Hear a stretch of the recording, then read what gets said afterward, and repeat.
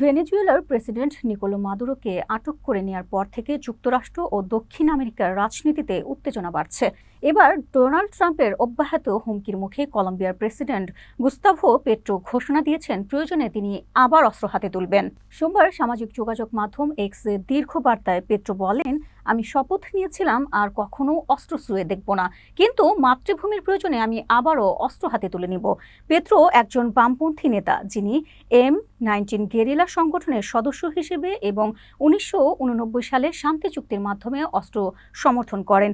Gustavo petro বলেন, অস্ত্র জমা দিলেও ট্রেনিং জমা দেয়নি এখনো। ট্রাম্প গত বছরের জানুয়ারিতে ক্ষমতার আসার পর থেকে পেট্রোর সঙ্গে তার রাজনৈতিক বিরোধ শুরু হয়। মাদুরোকে আটক করার পর গত রবিবার ট্রাম্প পেট্রো সম্পর্কে বলেন, তিনি একজন অসুস্থ ব্যক্তি, যিনি কোকেন তৈরি করে তা যুক্তরাষ্ট্রে পাচার করতে পছন্দ করেন।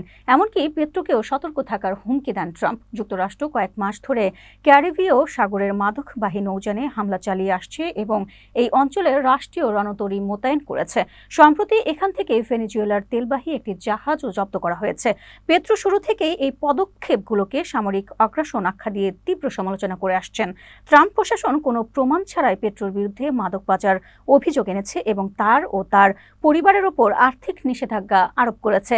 এছাড়া মাদক বিরোধী যুদ্ধ থেকে কলম্বিয়াকে বাদ দিয়েছে ওয়াশিংটন। পেট্রো যুক্তরাষ্ট্রের সমালোচনার জবাবে বলেন, ভেনেজুয়েলায় যা ঘটেছে তা নিন্দনীয়। ভুল গোয়েন্দা তথ্যের ভিত্তিতে কোনো গোষ্ঠীর ওপর হামলা, বোমা ফেলা, বহু শিশু মারা যাবে। যদি কৃষকের ওপর বোমা ফেলেন, হাজারো মানুষ গেরিলা হতে বাধ্য হবে। আর এক প্রেসিডেন্টকে আটক করলে ব্যাপক জনরোষ তৈরি হবে। এক্সে আরও জানান, তার মাদক বিরোধী নীতি শক্তিশালী, তবে দেশের সেনাবাহিনী কতটা আক্রমণাত্মক হতে পারে তাও একটি সীমানা আছে। 2026 সালে কলম্বিয়ার জাতীয় নির্বাচন অনুষ্ঠিত হওয়ার কথা রয়েছে। বিশ্লেষকরা মনে করছেন, ট্রাম্প প্রশাসনের সঙ্গে কলম্বিয়ার ডানপন্থী বিরোধী দলের ঘনিষ্ঠতা পেট্রো সরকারের ওপর রাজনৈতিক ও নিরাপত্তাগত চাপ আরও বৃদ্ধি করতে পারে।